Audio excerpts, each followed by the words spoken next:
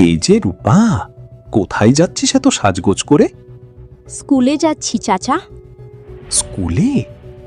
তোর মা তো মানুষের কাছে হাত পেতে খায়, তুই আবার পড়াশোনা করে কি হবি? আরে, ওকে পড়াশোনা করিয়ে লাভ কি? শেষে তো মায়ের মতোই রাস্তায় বসতে হবে। রূপা, বড়লোক হবার স্বপ্ন দেখিস না মা। গরিবের স্বপ্ন যত বড় হয়, কষ্টও তত বড় হয়। চাচা, স্বপ্ন গরিব ধনী দেখে আসে না। আমার মা গরিব, কিন্তু আমার স্বপ্ন গরিব নয়। বাহ, কথা শুনেছিস? ভিখারিনীর মেয়ে নাকি একদিন বড় মানুষ হবে। সোনাপুর নামের এক ছোট্ট গ্রাম। এই ছোট্ট গ্রামের মানুষগুলো প্রতিদিন মায়াকে দেখত। কারো কাছে সে ছিল একজন অসহায় ভিখারিনী, কিন্তু কেউ জানতো না সেই ভিক্ষার বাটির পাশে বসে থাকা ছোট্ট মেয়েটির চোখে লুকিয়ে ছিল এক বিশাল স্বপ্ন। মায়ার নিজের জন্য কোনো চাওয়া ছিল না, তার একটাই স্বপ্ন, তার মেয়ে রূপা যেন কোনোদিন তার মতো মানুষের কাছে হাত পেতে বাঁচতে না হয়। মা, আজও তুমি সারাদিন এখানে বসে থাকবে? আর কি করব মা, এই কয়েকটা টাকা না পেলে আজ আমাদের ঘরে চুলা জ্বলবে কিভাবে? এই কয়টা টাকার জন্য তোমাকে প্রতিদিন মানুষের সামনে হাত পাততে হয়।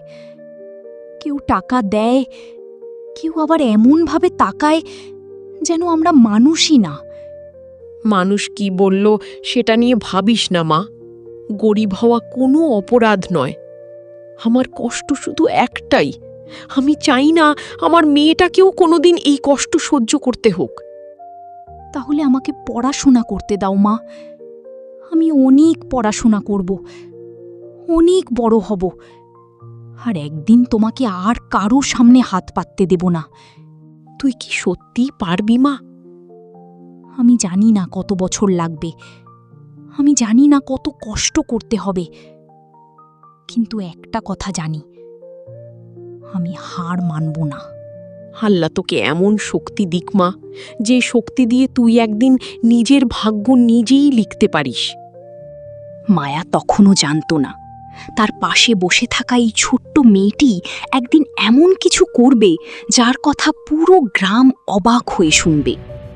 রূপার গায়ের জামাটা ছিল পুরনো, বইয়ের পাতাগুলো ছিল ছেঁড়া, কিন্তু তার স্বপ্নটা ছিল পুরো গ্রামের চেয়েও বড়। এই যে রূপা, কোথায় যাচ্ছিস এত সাজগোজ করে? স্কুলে যাচ্ছি চাচা। স্কুলে? তোর মা তো মানুষের কাছে হাত পেতে খায়, তুই আবার পড়াশোনা করে কি হবি? আরে, ওকে পড়াশোনা করিয়ে লাভ কি?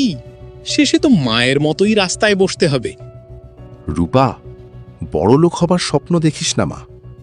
গরিবের স্বপ্ন যত বড় হয়, কষ্টও তত বড় হয়। চাচা, স্বপ্ন গরিব ধনী দেখে আসে না। আমার মা গরিব, কিন্তু আমার স্বপ্ন গরিব নয়। বাহ, কথা শুনেছিস? ভিখারিনীর মেয়ে নাকি একদিন বড় মানুষ হবে। সেদিন রূপা তাদের সঙ্গে তর্ক করেনি, কারণ সে জানত কথা বলে মানুষকে বোঝানো যায়, কিন্তু সাফল্য দিয়ে মানুষকে চুপ করিয়ে দেওয়া যায়। আজ তারা আমার মাকে নিয়ে হাসে। একদিন আমি এমন কিছু করব যেদিন আমার মায়ের নাম শুনলেই তারা সম্মান করে মাথা নত করবে। পরদিন সকাল থেকেই আকাশটা ছিল মেঘে ঢাকা, কিন্তু পেটের ক্ষুধা তো মেঘ দেখে থেমে থাকে না। তাই প্রচণ্ড বৃষ্টির মধ্যেও মায়া বেরিয়ে পড়েছিল, কারণ নিজের শরীরের কষ্টের চেয়েও তার কাছে বড় ছিল মেয়ের মুখে দুবেলা খাবার তুলে দেওয়া। বাবা, একটু সাহায্য করবেন? লোকটি তাড়াহুড়ো করে পাশ কাটিয়ে চলে যায়। মা, আর দাঁড়িও না, চলো বাড়ি ফিরে যাই। না মা, আর একটু থাকি। আজ কিছু না পেলে রাতে তোকে কি খাওয়াবো? আমার খাওয়ার চিন্তা তুমি করো না মা, তুমি শুধু বাড়ি চলো। মায়া কয়েক পা হাঁটতেই মাথা ঘুরে রাস্তার পাশে বসে পড়ে। মা, মা, তোমার কি হয়েছে? কিছু হয়নি মা, একটু মাথা ঘুরছে। তোমার শরীর তো জ্বরে পুড়ে যাচ্ছে, এত বৃষ্টিতে তুমি বাইরে বের হলে কেন? তোর জন্য মা, তুই তো না খেয়ে থাকতে পারবি না। আমি না খেয়ে থাকবো মা, কিন্তু তোমাকে এভাবে কষ্ট করতে দেব না। রূপা মাকে ধরে গ্রামের একটি পাকা বাড়ির দরজায় নিয়ে যায়। দরজায় কড়া নাড়ে। খালা, একটু দরজা খুলবেন? কি হয়েছে? আমার মা খুব অসুস্থ, একটু শুকনো কাপড় আর যদি একটু খাবার দেন। মা অনেকক্ষণ ধরে বৃষ্টিতে ভিজছে। প্রতিদিন এসে হাত পাততে লজ্জা করে না? আজ আবার বৃষ্টির অজুহাত। যাও, অন্য কোথাও যাও। মা, আমরা কি সত্যিই এত অসহায়? না মা, আমরা অসহায় নই, শুধু আমাদের সময়টা খারাপ। একদিন তোর সময় আসবে, তুই শুধু পড়াশোনাটা ধরে রাখিস। ছোট্ট ঘরের এক কোণে মায়া জ্বরে শুয়ে আছে। মা, কি হয়েছে মা? আজ থেকে আমি পড়াশোনার পাশাপাশি কাজ করব। না, তুই কোনো কাজ করবি না, তোর পড়াশোনা নষ্ট হয়ে যাবে। পড়াশোনা আমি ছাড়ব না মা, কিন্তু শুধু পড়াশোনা করে যদি তোমাকে এভাবে কষ্ট করতে দেখি, তাহলে সেই পড়াশোনার আনন্দ আমি কিভাবে পাব? কিন্তু তুই তো এখনো ছোট, তুই এত কিছু কিভাবে সামলাবি? আমি জানি না কিভাবে সামলাবো, কিন্তু চেষ্টা করব। কারণ মা, যে মা নিজের মুখের খাবার বাঁচিয়ে আমাকে খাওয়াতে পারি, সেই মায়ের জন্য আমি একটু কষ্ট করতে পারবো না? আমি পড়াশোনাও করব, কাজও করব, আর একদিন এই ঘর থেকে তোমাকে নিজের হাতে একটা ভালো বাড়িতে নিয়ে যাব। আল্লাহ তোকে সফল করুক মা। সেই রাতে রূপা শুধু একটা সিদ্ধান্ত নেয়নি, সে নিজের শৈশবটাকেও যেন বিদায় জানিয়েছিল। পরদিন থেকে স্কুলের বইয়ের পাশাপাশি তার হাতে উঠবে কাজের ঝুড়ি। কিন্তু সে কি পারবে পড়াশোনা আর কাজ দুটো একসঙ্গে সামলাতে? ভোরের আলো ফুটেছে। মায়া এখনো দুর্বল শরীরে ঘরে শুয়ে আছে। মা, তুমি আজ বাইরে যাবে না। কিন্তু মা, আজ ঘরে তো কোনো খাবারও নেই। তাই তো আমি একটা কাজ করব। কি কাজ? আগে স্কুলে যাব, তারপর বাজারে যাব। দেখি আমার হাত দিয়ে আজ কতটা কাজ করা যায়। সেদিন অন্য সব মেয়েদের মতো স্কুল ছুটির পর রূপা বাড়ির পথে হাঁটেনি। তার মাথায় তখন পড়াশোনার পাশাপাশি আরেকটি চিন্তা ঘুরছিল, কিভাবে মায়ের কষ্ট একটু কমানো যায়। রূপা বাজারে এক সবজি বিক্রেতার সামনে দাঁড়ায়। লাউ, বেগুন, পটল, শশা সাজানো। চাচা, বেগুন কত করে? কেজি 20 টাকা মা। চাচা, আমি যদি একটু বেশি নিই তাহলে কিছু কম দেবেন? তুই এত সবজি নিয়ে কি করবি? বিক্রি করব। তুই তুই তো স্কুলে পড়িস। হ্যাঁ চাচা, স্কুলে পড়ি বলেই তো হিসেবটা ভালো করে করতে চাই। শেষ পর্যন্ত অল্প কিছু সবজি রূপার কাছে বিক্রি করে। মা, তুই সত্যি এগুলো বিক্রি করবি? হ্যাঁ মা, দেখি না আমার এই ছোট্ট ঝুড়িটা কতটা দূর যেতে পারে।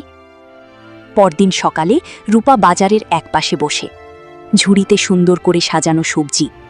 প্রথমে কেউ সবজি নিতে আসে না। রূপা একটু চিন্তিত হয়, হয়তো কেউ কিনবে না, কিন্তু শুরু করেছি যখন, চেষ্টা তো করতেই হবে। কিছুক্ষণ পর একজন মহিলা এগিয়ে আসে। মা, শশা কত করে? খুব টাটকা শশা খালা, দামও বেশি নয়। মহিলা কয়েকটা শশা কেনে। রূপার মুখে হাসি ফুটে ওঠে। এরপর ধীরে ধীরে আরও কয়েকজন ক্রেতা আসে। দিন শেষে রূপার ঝুড়ি প্রায় খালি। সে বসে হিসাব করে। কেনার টাকা বাদ দিয়ে তার হাতে থাকে 30 টাকা লাভ। রূপা কিছুক্ষণ টাকাগুলোর দিকে তাকিয়ে থাকে, তার চোখে আনন্দ। সন্ধ্যায় রূপা বাড়িতে ফিরে। রূপা মায়ার সামনে বসে হাত খুলে 30 টাকা বের করে। মা, চোখ বন্ধ করো তো। এগুলো কি? খুলে দেখো। এত টাকা কোথায় পেলি? আজ আমি ভিক্ষা করে টাকা আনিনি, আজ আমি নিজের পরিশ্রম করে টাকা উপার্জন করেছি। তুই আমার মেয়ে না মা, তুই আমার জীবনের সবচেয়ে বড় আশীর্বাদ। কাঁদছো কেন মা? এটা তো মাত্র 30 টাকা। টাকা, 30 টাকা। কিন্তু এর মধ্যে তোর যে পরিশ্রম আছে, সেটার মূল্য আমার কাছে অনেক বেশি। মা, এই টাকা খরচ করব না। কেন? এটাই হবে আমার ব্যবসার প্রথম পুঁজি। আজ 30 টাকা, কাল হয়তো 50 টাকা হবে, তারপর 100। একদিন দেখবে মা, এই ছোট্ট বাক্সটাই আমাদের ভাগ্য বদলে দেবে। সেদিন রূপার হাতে ছিল মাত্র 30 টাকা, কিন্তু সেই 30 টাকার মধ্যে লুকিয়ে ছিল একটি বিশাল স্বপ্ন, একটি ভিখারিনীর মেয়ের প্রথম উপার্জন, প্রথম ব্যবসা, আর নিজের পায়ে দাঁড়ানোর প্রথম পদক্ষেপ। মাত্র কয়েকদিনের মধ্যেই রূপার ছোট্ট ব্যবসা মানুষের নজরে পড়তে শুরু করেছিল। সে জানত তার পুঁজি কম, তাই সে পণ্যের মান আর ভালো ব্যবহারের উপর জোর দিত। কিন্তু রূপারই ছোট্ট সাফল্য সবার চোখে ভালো লাগেনি। রূপা একজন ক্রেতাকে সবজি দিচ্ছে, ঠিক তখন বাজারের এক প্রভাবশালী সবজি ব্যবসায়ী কাদের সেখানে এসে দাঁড়ায়। এই মেয়ে, জি চাচা। এখানে বসে সবজি বিক্রি করছিস? জি। এই জায়গাটা কার জানিস? বাজারের জায়গা। বেশি কথা শিখেছিস দেখছি। এখানে যারা বসে ব্যবসা করে তারা আমাকে বলে বসে। তুই কার অনুমতি নিয়ে বসেছিস? চাচা, আমি কাউকে বিরক্ত করছি না। রাস্তার পাশের এই জায়গাটা খালি ছিল, তাই বসেছি। আর আমি তো মাত্র কয়েকটা সবজি বিক্রি করছি। কয়েকটা সবজি দিয়ে ব্যবসা করতে এসেছিস? ব্যবসা এত সহজ না। আমি জানি চাচা, তাই তো ছোট করে শুরু করেছি। শোন, কাল থেকে এখানে বসবি না। কিন্তু কেন? কারণ আমি বলেছি। আমার বাজারে নতুন কেউ ব্যবসা করবে আর আমার অনুমতি লাগবে না, এটা হবে না। চাচা, আপনি বড় ব্যবসায়ী, আমি ছোট। কিন্তু একটা কথা বলি, বড় দোকান থাকলেই বড় ব্যবসায়ী হওয়া যায় না। ক্রেতার বিশ্বাস অর্জন করাটাই আসল ব্যবসা। আমাকে ব্যবসা শেখাচ্ছিস? কাল দেখি কত বড় ব্যবসায়ী হোস। না চাচা, আমি শুধু আমার কাজটা করতে চাই। আপনার ব্যবসা আপনার, আর আমার ছোট্ট ঝুড়িটা আমার। একজন বয়স্ক ক্রেতা রূপার কাছে এসে দাঁড়ায়। মা, তুই ভয় পেলি না? ভয় তো পেয়েছি চাচা, কিন্তু ভয় পেয়ে যদি কাজ ছেড়ে দিই, তাহলে মাকে দেওয়া কথা রাখবো কিভাবে? তুই অনেক দূর যাবি মা। রূপা তার ঝুড়ির দিকে তাকায়, তারপর মনে মনে হিসাব করে। শুধু বাজারে বসে থাকলে হবে না, আমাকে এমনভাবে ব্যবসা করতে হবে যাতে কেউ আমাকে বাজার থেকে সরিয়ে দিলেও আমার ক্রেতারা আমাকে খুঁজে পায়। সন্ধ্যায় রূপা বাড়ি ফিরে মায়ার পাশে বসে। মায়া জিজ্ঞেস করে, আজ এত চুপচাপ কেন মা? মা, আজ একজন আমাকে ব্যবসা বন্ধ করে দিতে বলেছে। তাহলে তুই কাল থেকে আর বাজারে যাবি না? না মা, কাল থেকে আমি আরো বড় করে শুরু করব। কিভাবে? কাল দেখবে মা, সবজি বিক্রি করতে আমাকে আর বাজারে বসে থাকতে হবে না। রূপার মাথায় তখন জন্ম নিয়েছে নতুন এক পরিকল্পনা। কিন্তু সেই পরিকল্পনা কি সত্যিই কাজ করবে, নাকি কাদেরের বাধাই রূপার ছোট্ট ব্যবসার এখানেই শেষ হয়ে যাবে? আগের দিন কাদেরের হুমকির পর রূপা সারা রাত ঘুমাতে পারেনি। কিন্তু সে ভয় পায়নি, বরং একটা প্রশ্নই বারবার তার মাথায় ঘুরছিল। বাজারে বসতে না দিলে আমি কি অন্যভাবে আমার সবজি মানুষের কাছে পৌঁছে দিতে পারি না? এত সকালে উঠেছিস কেন মা? আজ একটা নতুন কাজ করব মা। আবার বাজারে যাবি? না মা, আজ আমি বাজারে বসবো না। আজ বাজার আমার কাছে আসবে না। আমি বাজার নিয়ে মানুষের বাড়িতে যাব। তাহলে মানুষ কি তোর কাছ থেকে কিনবে? কেন কিনবে না? মানুষকে যদি ভালো জিনিস বাড়ির দরজায় পৌঁছে দিই, তাহলে তাদের বাজারে যাওয়ার কষ্টটাও থাকবে না। রূপা ঝুড়ি নিয়ে গ্রামের একটি বাড়ির সামনে যায়। দরজায় কড়া নাড়ে। খালা, সবজি লাগবে? তুই আবার সবজি বিক্রি শুরু করেছিস? জি খালা, সবগুলো আজকের টাটকা। দাম কত? বাজারে যে দামে নিতেন সেরকম দাম দিন। বাজারে যাওয়ার ঝামেলাই হলো না?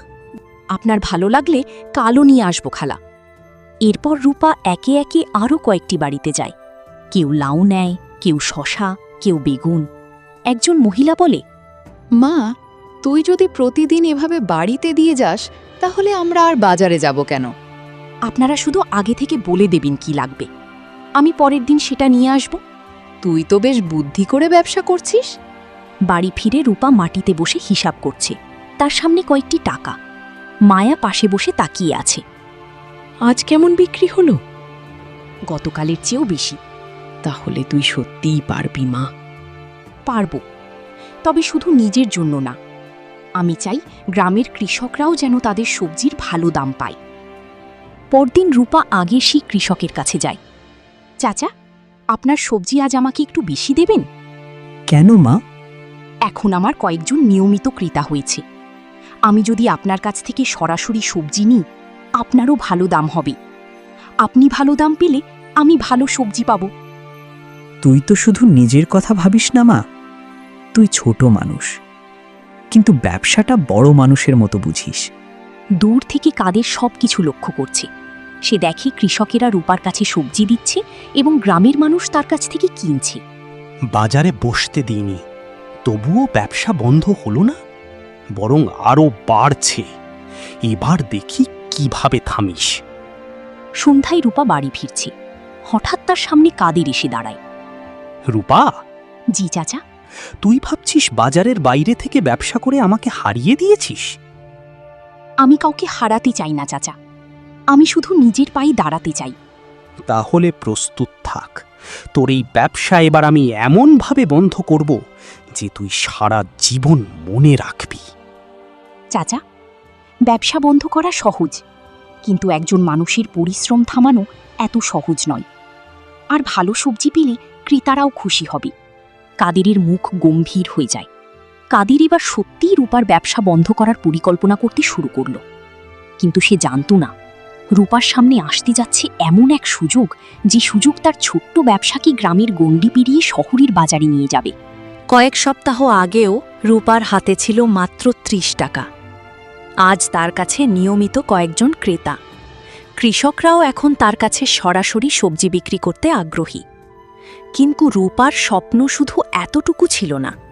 সে বুঝতে পেরেছিল ভালো পণ্য আছে, পরিশ্রম আছে, শুধু দরকার বড় একটা সুযোগ। একজন ভদ্রলোক বাজারে এসে রূপার সবজি দেখছেন। মা, এই সবজিগুলো কোথা থেকে আনো? গ্রামের কৃষকদের কাছ থেকে চাচা। সবগুলো এত টাটকা কেন? আমি আগের দিন অর্ডার নিয়ে রাখি, তারপর সকালে কৃষকদের কাছ থেকে সরাসরি নিয়ে আসি। তোমার বয়স তো খুব বেশি না, এত কিছু শিখলে কোথা থেকে? বাজার আমাকে অনেক কিছু শিখিয়েছে চাচা, আর ভুল করলে ভুল থেকেই শিখি। আমার নাম সেলিম। আমি শহরে একটা বড় খাবারের দোকান চালাই। প্রতিদিন আমার অনেক সবজি লাগে। তুমি কি নিয়মিত আমাকে সবজি দিতে পারবে? প্রতিদিন কতটা লাগবে? প্রতিদিন 1 গাড়ি। চাচা, পরিমাণটা অনেক, আমি একা এত সবজি দিতে পারবো না। তাহলে কৃষকদের সঙ্গে কাজ করো, তোমার তো তাদের সঙ্গে সম্পর্ক আছে। চাচা, আমি চেষ্টা করব, কিন্তু একটা শর্ত আছে। শর্ত? কৃষকরা যেন ন্যায্য দাম পায়। আমি কম দামে নিয়ে বেশি লাভ করতে চাই না। বিশ্বাস হারিয়ে টাকা পেলেও সেই টাকা বেশি দিন থাকে না চাচা। তুমি শুধু ব্যবসা করতে চাও না, তুমি ব্যবসার সঙ্গে মানুষের বিশ্বাসও রাখতে চাও। রূপা কয়েকজন কৃষকের কাছে যায়। চাচারা, আপনারা যদি আমাকে নিয়মিত সবজি দেন, আমি আপনাদের বাজারের চেয়ে ন্যায্য দাম দেওয়ার চেষ্টা করব। কিন্তু মা, তোর নিজের লাভ থাকবে তো? আপনারা লাভ করলে আমিও লাভ করব। একজন একা বড় হলে সেটা ব্যবসা, কিন্তু সবাইকে সঙ্গে নিয়ে বড় হওয়া, সেটাই আসল সাফল্য। দূরে দাঁড়িয়ে কাদের সবকিছু শুনছিল। তার মুখ গম্ভীর। এতদিন ভাবছিলাম মেয়েটা শুধু বাজারে সবজি বিক্রি করে, এখন তো দেখছি ব্যবসা বড় করার স্বপ্ন দেখছে। কাদের ভাই, ওকে এখনই থামাতে হবে। হ্যাঁ, ও যদি শহরের ব্যবসায়ীদের সঙ্গে যোগাযোগ করে ফেলে, তাহলে আর ওকে থামানো সহজ হবে না। কাল থেকেই কাজ শুরু কর, কিন্তু এমনভাবে যাতে কেউ বুঝতেই না পারে এর পিছনে আমি আছি। সন্ধ্যায় রূপা বাড়িতে ফিরে মায়াকে সব ঘটনা বলে। মা, আজ একটা বড় অর্ডার পেয়েছি। বড় অর্ডার? হ্যাঁ, এখন থেকে শুধু গ্রামের মানুষ না, শহরের দোকানেও আমাদের সবজি যাবে। আমি জানতাম তুই পারবি। এটা শুধু আমার সাফল্য না মা, তোমার কষ্টেরও সাফল্য। পরদিন ভোর, কৃষকেরা সবজি নিয়ে রূপার কাছে আসছে। কিন্তু হঠাৎ একজন কৃষক দৌড়ে আসে। রূপা মা, কি হয়েছে চাচা? আমাদের সবজি নিয়ে শহরে যাওয়ার গাড়িটা রাস্তায় আটকে গেছে। কিভাবে? কেউ নাকি রাস্তার সামনে গাছ ফেলে দিয়েছে।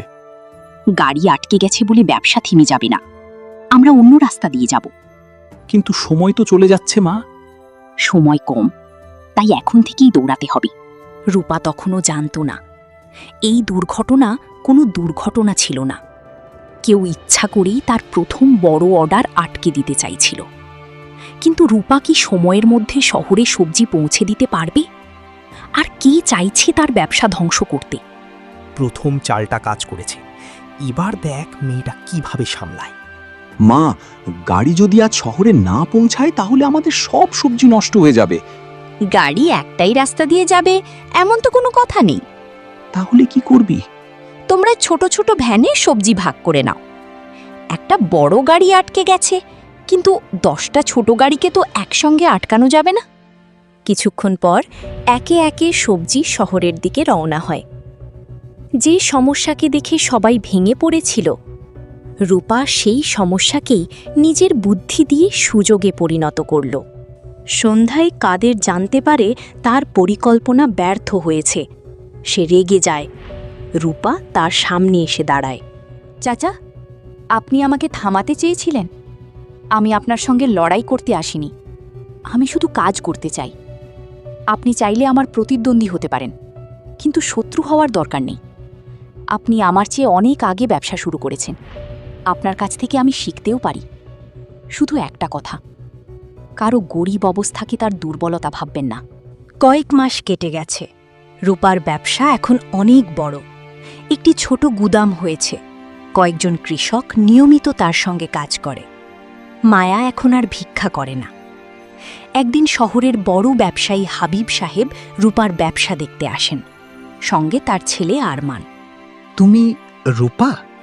জি। তোমার বয়স কম, কিন্তু এত কৃষক তোমার সঙ্গে কাজ করছে কিভাবে?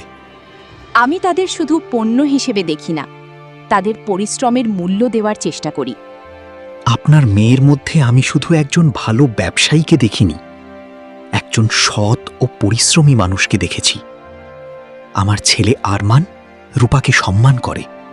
আপনার যদি আপত্তি না থাকে, আমরা তাদের বিয়ের কথা ভাবতে চাই। আমার মেয়ের অতীত আপনারা সব জানেন তো? মানুষের অতীত তার লজ্জা নয়, সে অতীত থেকে কিভাবে উঠে এসেছে সেটাই তার আসল পরিচয়। তুমি কি কখনো ভেবেছিলে এত বড় ব্যবসা করবে? না, আমি শুধু চেয়েছিলাম আমার মা যেন আর মানুষের সামনে হাত না পাতেন। তোমাকে বিয়ে করতে চাই একটা কারণে। কি কারণে? তুমি আমার বাবার ব্যবসায় যোগ দিলে সেটা হয়তো আরও বড় হবে, কিন্তু আমি চাই তুমি তোমার নিজের স্বপ্নটাও ধরে রাখো। আমার স্বপ্ন এখন শুধু আমার নয়, যে কৃষকেরা আমার পাশে দাঁড়িয়েছে তাদেরও এগিয়ে নিতে চাই। গ্রামের সেই পুরনো চায়ের দোকান। আগের মতোই কয়েকজন লোক বসে আছে, কিন্তু এবার তাদের আলোচনার বিষয় রূপা। শুনেছিস, রূপার ব্যবসা নাকি এখন শহরেও চলছে? শুধু তাই না, বড় ব্যবসায়ী ছেলের সঙ্গে ওর বিয়েও হয়েছে। করিম চাচা চুপচাপ চা বানাচ্ছে। মজিদ মাতবর মাথা নিচু করে বসে আছে। ঠিক তখন একটি গাড়ি এসে চায়ের দোকানের সামনে থামে। রূপা নেমে আসে। সবাই চুপ হয়ে যায়। মা, আমাদের চিনতে পারিস? চিনি চাচা, এই দোকানটা আর এখানকার মানুষগুলোর কথা আমি কিভাবে ভুলব? আপনাদের কথা আমি ভুলিনি। রূপা, আমরা তোকে অনেক কথা বলেছিলাম, তোকে নিয়ে হাসাহাসি করেছিলাম। পারলে আমাদের ক্ষমা করে দিস। কিন্তু সেই কথাগুলোর জন্য আপনাদের ওপর রাগও নেই, কারণ আপনারা যদি সেদিন আমাকে নিয়ে হাসাহাসি না করতেন, হয়তো আমি এত জেদ নিয়ে পরিশ্রম করতাম না। যে মানুষ আজ ছোপ বলে অবহেলিত, তাকে কখনো ছোট ভেবো না, কারণ সময় বদলালে সেই মানুষটাই হয়তো তোমার চেয়েও অনেক দূরে চলে যাবে। হ্যালো বন্ধুরা, আশা করি আজকের গল্পটি তোমাদের অনেক ভালো লেগেছে। যদি ভিডিওটি উপভোগ করে থাকো তাহলে এখনই একটা লাইক করে দাও এবং এমন আরও সুন্দর গল্প দেখতে আমাদের চ্যানেলটি সাবস্ক্রাইব বেল বাটনটি প্রেস করে পাশে থাকো। আর সবচেয়ে মজার বিষয় হলো নিচে কমেন্টে তোমার নামটি সুন্দর করে লিখে দাও। হতে পারে আমাদের পরবর্তী কার্টুন গল্পের প্রধান ক্যারেক্টারের নাম হবে তোমারই নাম। অসম! তাই আর দেরি নয়, এখনই কমেন্টে তোমার নাম লিখে ফেলো। দেখা হবে পরবর্তী দারুণ একটি গল্পে। আল্লাহ হাফেজ, ভালো থেকো।